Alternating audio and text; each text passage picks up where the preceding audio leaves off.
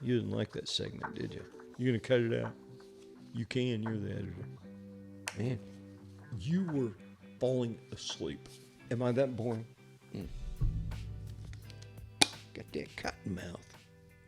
Welcome to Season 2, Episode 8, When to Sell Your Business and Why Businesses Sell. What that looks like. My name is Brad Hogan. I'm a business guy here in Central Florida. I'm just talking about risking it all and what it takes in business. I get the question, when should I sell my business? And I also get the question, why did you guys sell? I mean, why? And the amount of money you got, that isn't nearly enough. Why would you sell for that amount of money? Your business is worth so much more. And they just don't understand all the facts and all the intricate details. I'm going to walk through what that looks like. Let me give you 9 ways that a small business can successfully compete with a large business. Zero in on your target audience. The advantage we have as small businesses, we're more niche. You know, take the extreme. Think of General Motors. I mean, we know who General Motors is. They're a company, but do we know the person? And if you're tuned into business, you may know who the president is. You may know someone that works in the factory of the tens of thousands of employees they have. But who is General Motors? I mean, they're a car that's advertised or an automobile that's advertised on TV. And we can go to the lot and see one. There's a million dealers, etc. But what about me and my business? I'm a small guy and I get to touch my audience. On socials, we actually get to be the brand, the face of our company because we're small. And we don't have the budget to advertise on the Super Bowl. You know, $5.2 million for 30 seconds. That's General Motors. But they're kind of faceless in that they're not really getting down there and touching the consumer. They're not in their home, right? Where we can go in the home. Somebody can have my cell phone number and call me if they have an issue or a problem. Find out where the customer spends their time. You know, we get to dive into that in our niche and find out what they want, where they spend their time, what they're doing, what they're engaged in. Engage with the community. Again, there may be a plant manager from General Motors that's on the board of Red Cross locally, but it's kind of a token position. We really get to be involved, whether it's feeding the homeless or whether you're an activist for children or whether it's your church or pick one. Might be the Cancer Society. But on a local level, and then we get to meet those people. Don't do it for those reasons. To meet the people, do it out of your heart, and it'll come. It will come, and I encourage all my people to be involved in whatever their passion is. When I've got people in my company that have a passion, whatever it is, I try and be involved too, not just personally, but as a company, let's all get involved. We show up at those functions. We're meeting other people in the community. Get engaged. I talk about this a little bit too. So many people I meet with, and I'm either walking them through the business, coaching, counseling, whatever you want to call it, and they want to start a 501c3. Just plug into one that's already out there. I would encourage you to do that. It takes less time, and you may have a greater impact. Build a strong reputation. And building the reputation comes through, do what you say you're going to do. Give a guarantee on your product. If something isn't right, make it right. And again, being engaged in the community, that's how you get to know these people and they know you as a quality person. That's a thing that General Motors, they can't really do it. They're this big corporation, but you as an individual, yep, you can do it all day long. Make customer service a priority. It's just a decision. It's a state of mind. When there's a problem, that becomes top priority within my organization. So when an issue arises or something comes up or something was not installed correctly, let's get on that immediately. And I turn that into a positive. What I say to the customer in the roofing business, they say, hey, you came out here, you repaired something, and now I've got a leak. It's the first time it rained hard. Rarely happens, but it happens. I call them, I talk to them, I say, thank goodness I'm your roofer. They look at me like, what? I got a leak. Thank goodness I'm your roofer, because I didn't run and hide, and I took your phone call immediately, and we're here to fix it. And then fix it and make it right.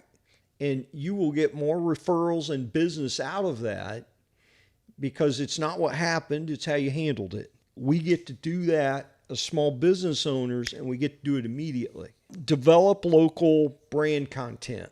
Well, all of us are on socials, anything online, anything in the community, the branding.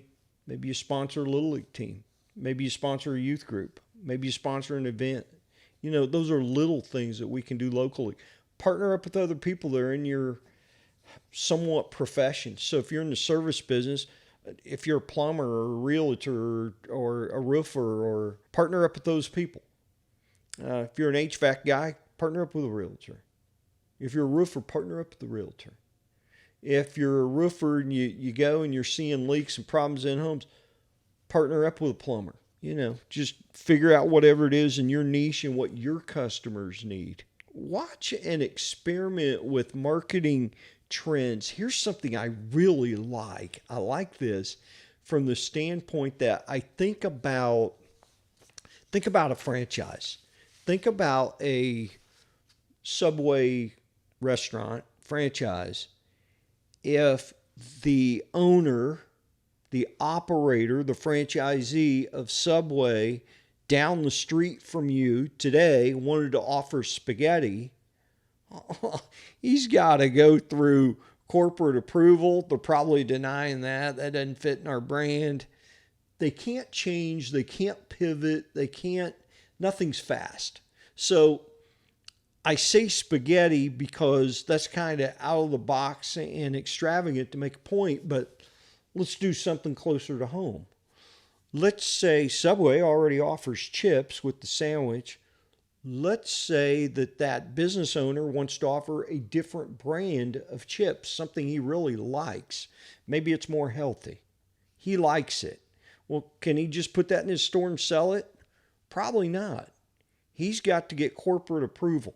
How long does that take? Does it fit in the box? But us as small business owners, if we see something trending, we see something that our community wants, we find something that fits in our niche, we get to turn on a dime right now, today. We can change the chips, right? We can change the product. We can modify it. We can go to a different brand. If we're offering service, we get to do it all day long. It's an advantage for us. Focus on digital presence. I talk about this a few times in a few different ways. Again, General Motors is not focused on digital presence other than they've got a $5 million commercial out there.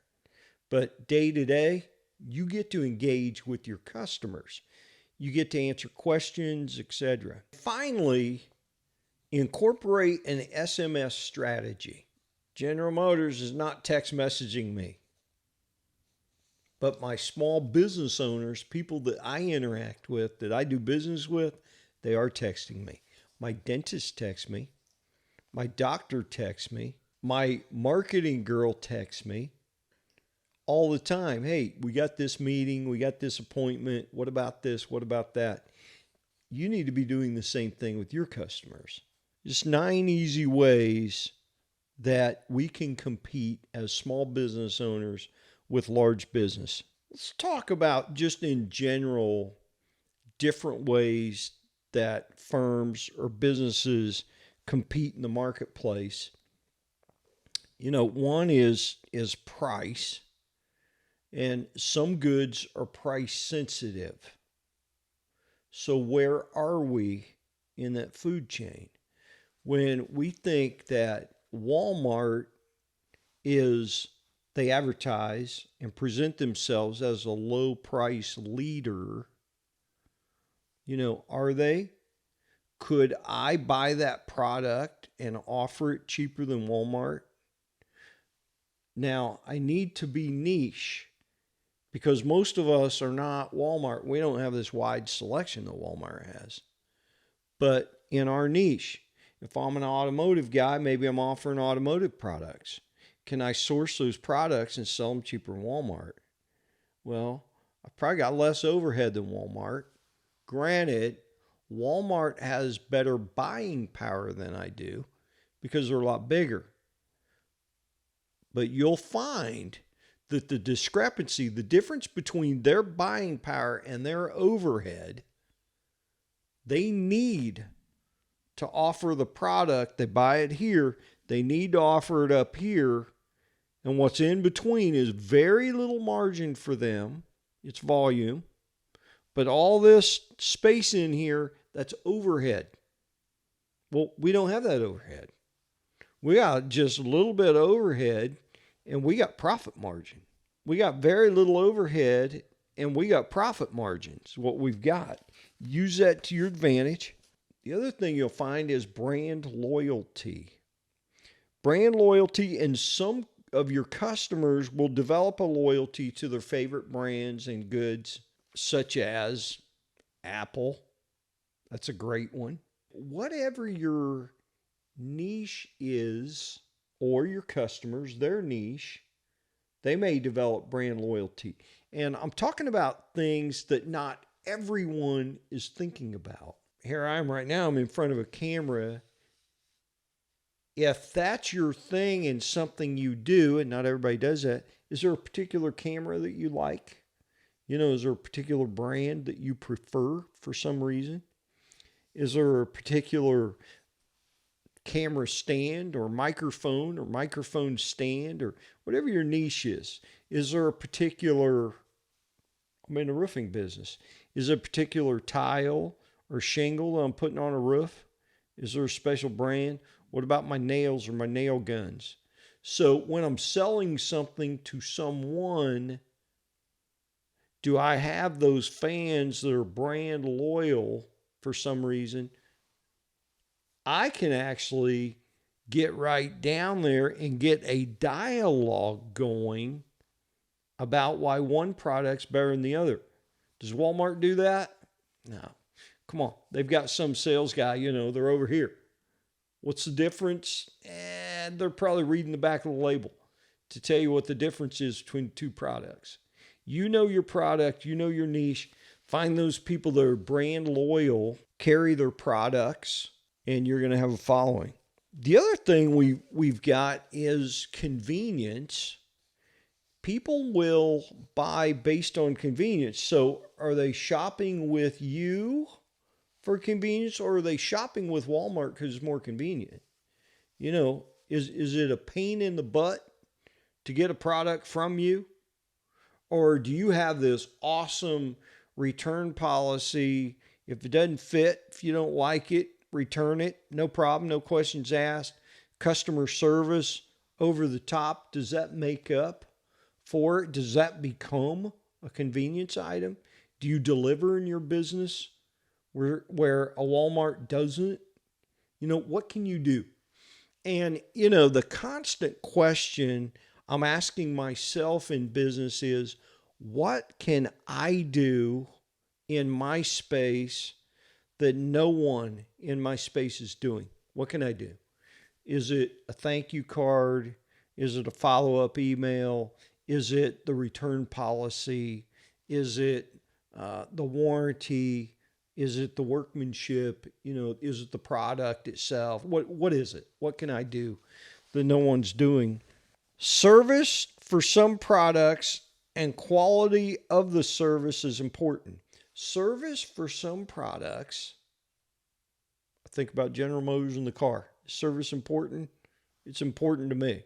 If you're leasing a car, maybe that's not important. The quality of the product itself. So I'm the guy that wants to buy something. I'll pay a little more for it if it's quality. And what I'm talking about is I don't have time to buy the product that's got the awesome guarantee. If it breaks, we'll replace it, no problem. But if I buy the product and it's constantly breaking, I'm constantly going to the store, returning it, you've got an awesome return policy or guarantee, but the product's no good.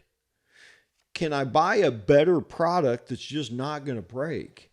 That goes into the mix. Then finally, offering new products. Again, we are all small business owners and we can be quick with that new product. I was sitting at lunch yesterday with a friend and talking about our industry, and there's something new in our industry. He is a larger firm and company, and he can't do it. He's in a spot where he's got a commitment with suppliers that he can't change. And what he said to me, he goes, "Man, you can do that." And I said, "Absolutely, 100%. I'm going to do it. I'm going to try it out. We're going to find out if the product's good. It sure looks cool. It looks like it works from an engineering standpoint. I'm going to find out about it this week, and we're going to start offering that product if everything lines up, everything's good." Already reached out to my supplier this morning, but we can make the decision that quick. It's a new product. It's going to be different. Nobody in the marketplace offering it. There's going to be a place for it. Those are just some of the things you can do. Let's talk about the different kind of competition. What's out there? So we've got direct competitors. A direct competitor is someone that's doing the exact same thing that you are doing. They're offering the exact same product. They're in the same market. They're your competition. So if I'm offering an Owens Corning shingle, and there's other roofers in my market that are offering Owens Corning shingles, we're direct competition. But is their business bigger than mine? Do they have more overhead than me? Is there a price point difference? I need to find out. I need to know who I'm competing against. And I don't care about chasing my competition. I'm focused on where I'm going and my business plan. But I want to know how I fit in. And I'm not worried about what they're doing. I just need to know who they are from a standpoint of price, product, etc. And they're really kind of faceless at some point to me. I don't care what the company name is, not worried about them. But this company over here, company A, company B, company C, what products are they offering? And I'm running into them out in the marketplace. What can I do that's a little different, a little better? We've got indirect competitors. What's that mean? Well, it could be someone that's offering a different product than me, but they're in my space. So they could be in a roofing business, but the product's different. Think about your space. If you have a fashion line, you're in the clothing business, you're offering clothing, so is someone else, but is it different than yours? Are you in the swimsuit business and they're offering business attire? Could be different, could be a niche. The other thing is replacement competitors. And understand we could have more than one of these at the same time. So replacement, let's think about Netflix replaced Blockbuster. They were indirect competition and replacement competition at the same time. And I think Blockbuster didn't recognize that. So indirect in the sense that one was digital, one was actually a video format that you needed to go to the store and rent. So it's indirect, but it was replacement at the same time. So maybe you're doing something different, or you could do something different that's replacing something else in the marketplace. Just things for you to think about in your business. Let's just touch on some of the advantages of big business and then understand how we fit in there. The advantages of a large business, it's easier for them to finance. we've got to find our financing. Better managed. Now, I don't know that they're necessarily better managed. They've got more management, but they've got more layers. It makes them slower, but they've got the luxury of solving some problems where we as small business owners, we're running around, we're wearing multiple hats. We're trying to get everything done. Even if we're good at delegating, even if we're good at time management, we've still got a lot to do. There are higher market powers for a big business. So the demand's greater if they're not going out of business. Their cash flow's bigger. Their buying power's more. There's all these things. That's why we've got to pick our niche. Big business has more opportunities for the economies of scale. And what I'm talking about, if we are a reseller or a wholesaler, how much product can you buy? It's cheaper the more you buy. Well, how much product can Walmart buy? They're going to buy as much as they can sell. And they're going to, whether they order it, back order it, if they can get a deal, they're buying it. Again, back to the financing options where we might be limited by several different factors. How much roofing product can I sell? And if I buy it in bulk, how much cheaper is it? What's it cost me to store it? So we've got to think about all those factors. Greater choice for customers. The bigger your business is, you can choose different markets. You can choose to do different things in different markets. That's okay. As a business guy, I'll let those guys have all that stuff. I'm just right here in my niche. And finally, less risky. Over a broad spectrum, if we've got more stuff, we can diversify the risk. Where you and I, we're in a niche, we got to get in there and get it. There's no other option. Failure's not an option. We've got to make that work, so we've got to make some good decisions. When should I sell my company? What's that look like? And what's scaling look like? Talk about that a little bit. So, man, it can be frustrating when I'm building a company, even go and sell the company, and I'm having friends, competitors that really don't know all the intricate details. You didn't sell for enough money, and they don't know the details. So in a previous video, I talked about price points, valuation, what a business is worth, what your business is worth. If you want to know about valuation, watch that video. With a broad brush here, talking about valuations, we know that a business that is $5 million or less, the multiple factor, and that depends on your business, what your multiple factor is, but it's going to be lower. If we can get that business to 5 million, 5 to 100 million, we know that multiple goes from, let's take the top end of 3, it's going to start at 5. When we scale that up, let's say it's 10 million, well, can you sell for 30? Or do you want to sell for 50? And the numbers just get wider as you get bigger. That's what happens. Number one, I laugh when I say this, know going in what your exit strategy is. And the reason I laugh is I deal with business owner after business owner after business owner that look at me and tell me I'll never sell. This is my family's name on this company. This is my children's future. This is my baby. I built this thing from the ground up. And as soon as they get that $25, $30 million offer, they're over there signing away. And that's okay. There's nothing wrong with it. Keep a valuation on your company and be open to that idea. If that's not your exit strategy to sell, keep asking yourself, what's your number? And always have your business in shape to sell. So what happens as I scale?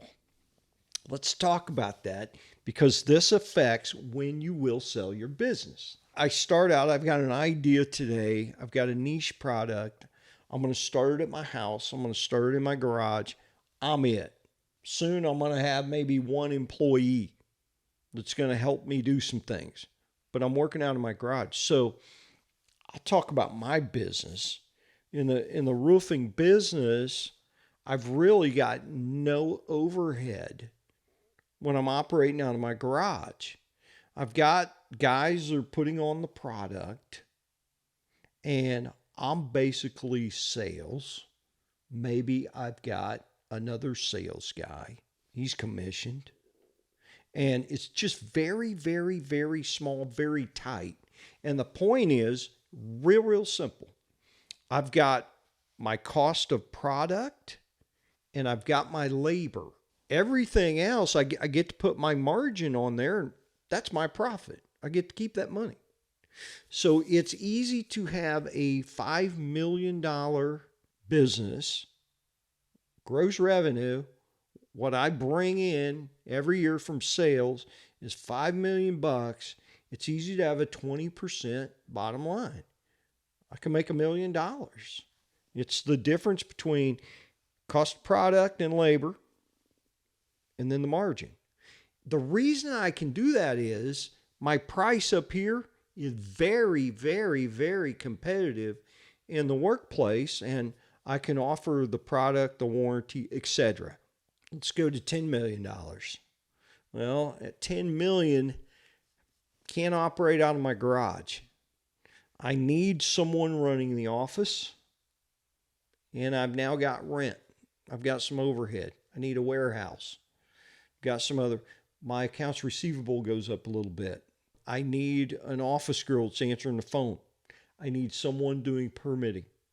I need someone dealing with customer relations. They have products, they have issues, they're scheduling, etc. I need a few people in there. What happens is I'm going to add cost and I'm going to add to my price. My price is going to go up a little bit, and I'm trying to maintain my 20% margin. Well, as I scale, my margin is going to shrink a little bit. Okay, that's phase 2. So maybe I go from that 20% margin.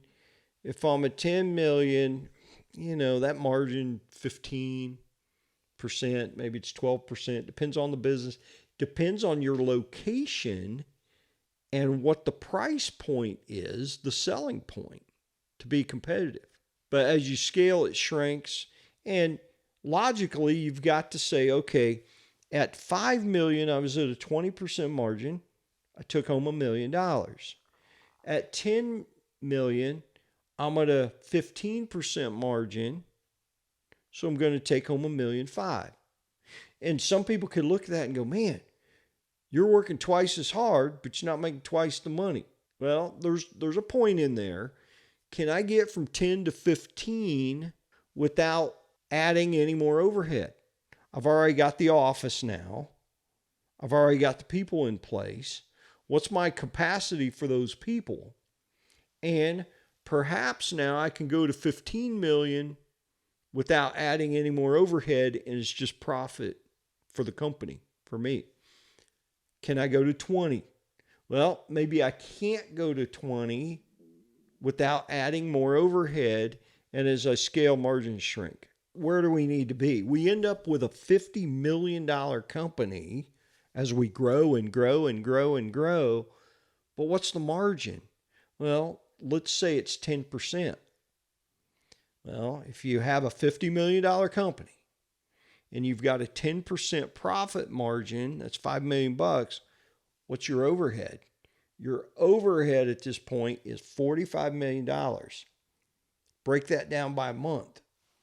Don't hiccup. Don't get slow, because you'll be out of business that quick.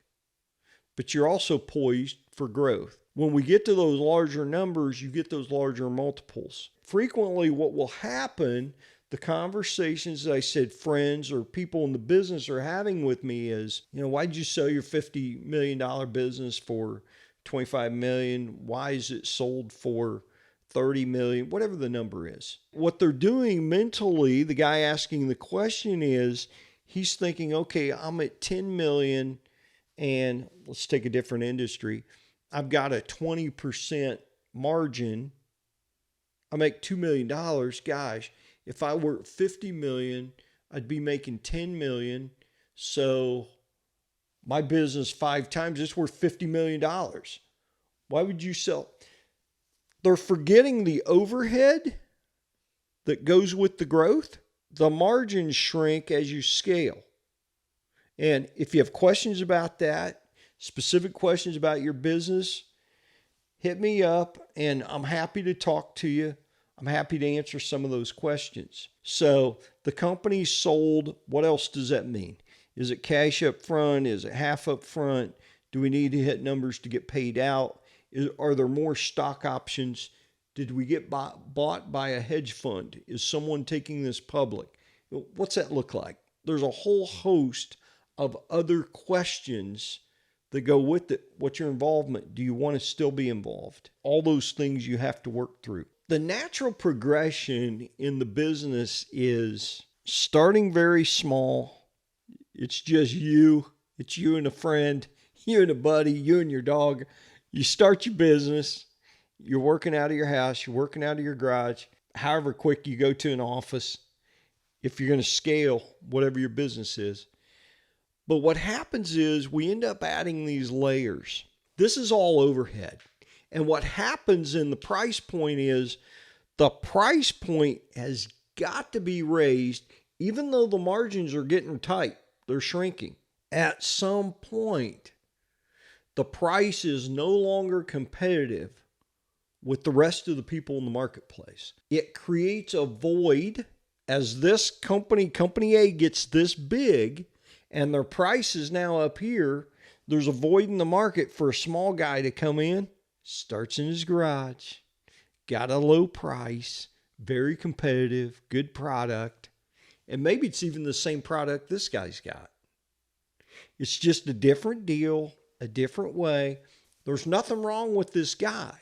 The guy that scaled, went to 50, went to 100. Why would he sell? There's nowhere else to go.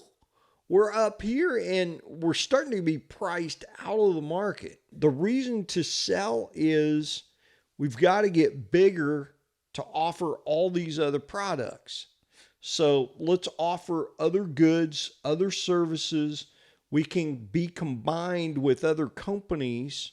So instead of just doing roofing, let's do windows, let's do doors, let's do floors, let's do insulation, let's do siding, a siding company was acquired, an insulation company was acquired, a flooring company was acquired, and it creates this conglomerate, and now it's other ancillary products. Instead of the average sale being $30,000, the average sale is $60,000. Naturally, when we're combining these things and we've got the resources as a big company to offer financing and all these other things, we've now got buying power too. That's why a company sells. Nobody's mad at them. It's the natural progression of business. Know where you are in the cycle, understand where you're at, and it will help you understand and guide your business where it needs to go. And that can be forever changing. Love you guys. Appreciate you. See you in the next one.